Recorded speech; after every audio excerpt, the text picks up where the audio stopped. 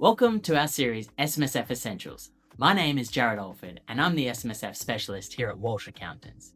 I specialise in self-managed superannuation and also work closely with clients around estate planning and family office services, helping clients structure and protect their wealth for the long term.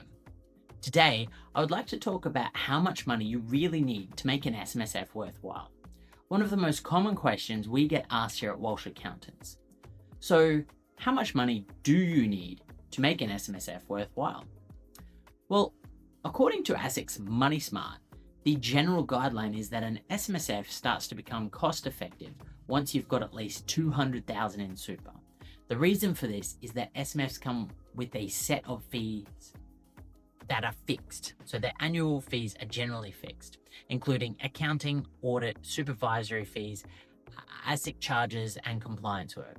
And those costs generally stay the same whether the complexity of your fund is much higher. So if you've got $100,000 or $1 million in the fund, so with smaller balances, those fixed fees end up eating into a much larger proportion of your returns.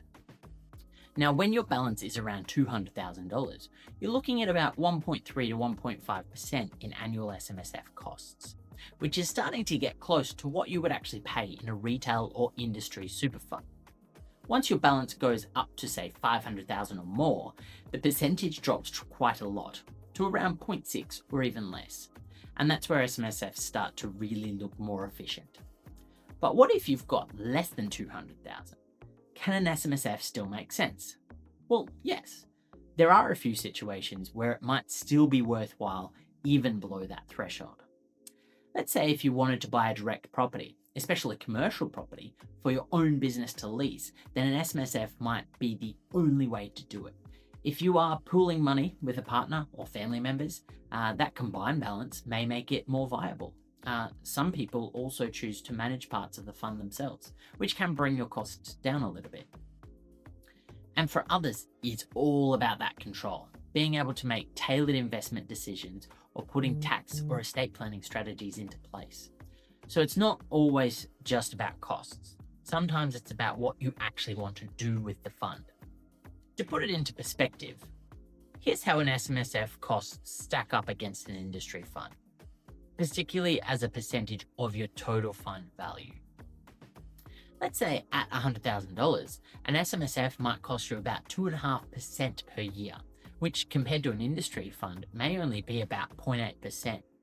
Whereas at 200,000, the SMSF drops to about 1.3, which is getting close to the industry territory. At 500,000, it's down to 0.6%, which can be very competitive. And at $1 million or more, an SMSF might cost as little as 0.4%, potentially even cheaper than staying in an industry fund. So what's the key here? Well, an SMSF isn't just about cost. It's about control. It's about flexibility and whether the structure aligns with your goals. If your balance is under 200,000 and you're not looking to do anything too complex, an industry fund is often much more cost effective. But if you're thinking long-term strategy, asset control, pooling with your family, an SMSF might still be the right move. We always recommend getting financial advice surrounding around if an SMSF is actually right for you and your circumstances. Well, thanks for tuning into this episode of SMSF Essentials. In our next episode, we'll unpack the true ongoing costs of running an SMSF and help you understand what's really involved, and if you'd like to explore whether an SMSF is right for your situation, get in touch with us at Walsh Accountants. We're here to help you weigh up your options and make informed decisions about your financial future. See you in the next episode.